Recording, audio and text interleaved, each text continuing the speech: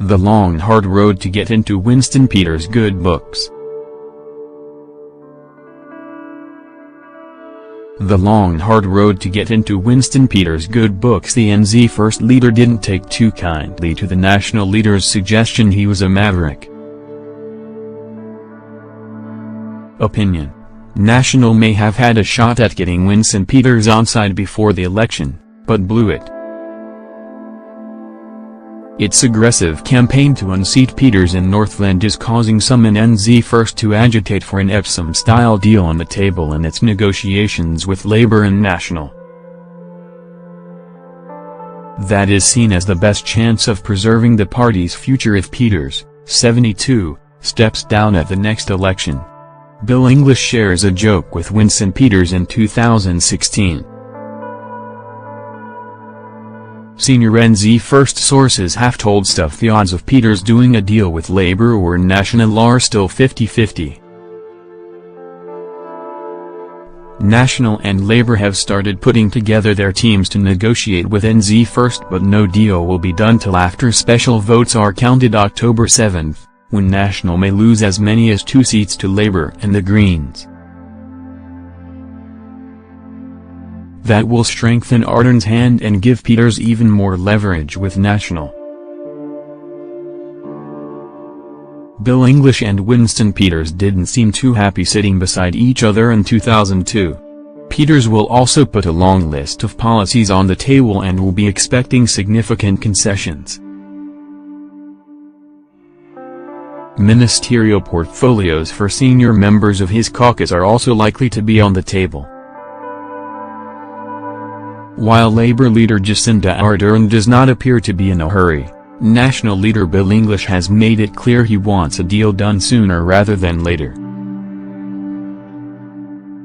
Jacinda Ardern and Bill English are vying for Winston Peters' hand.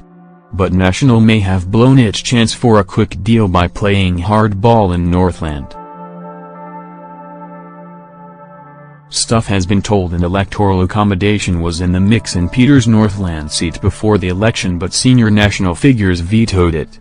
Instead, National threw everything at winning back the seat it lost to Peters in a by-election in 2015. What's your price? Bill English and Winston Peters at a press conference with Richard Prebble in 2003. English's cut-out-the-middleman campaign in the final week of the campaign is also seen as evidenced by some in the wider party that National was intent on destroying NZ First and forcing Peters out of politics altogether.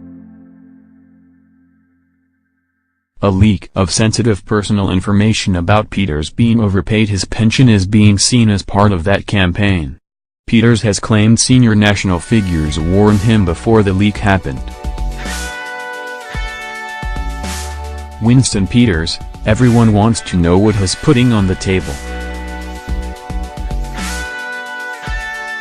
National succeeded once before in forcing Peters out of Parliament. John Key ruled him out of coalition before the 2008 election, and NZ First failed to make the 5% threshold. It spent 3 years in the wilderness before returning in 2011. Peters lost his Northland seat on Saturday, a bitter blow after running a long and hard campaign there. There is anger in NZ First ranks at how that played out, with one source describing the Northland campaign as vicious. The same source told Stuff some National Party figures had seen the sense of giving Peters a free ride there to secure his support post-election, but they were overruled by the suits in Auckland. Former New Zealand First MP Richard Prosser tells us the party's leader Winston Peters is likely to favour a Labour-led government. An electoral accommodation would mean National or Labour endorsing a NZ First candidate in a seat seen as winnable by the minor party. It is not clear which seat, or the extent to which Peters is backing such a deal.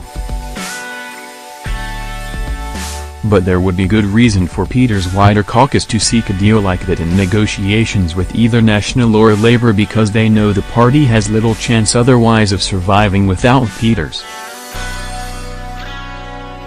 National has given ACT a free ride in Epsom for successive elections, but that may have come to an end after it pushed ACT leader David Seymour overboard ahead of its negotiations with NZ First, and he failed to bring in any extra MPs or votes.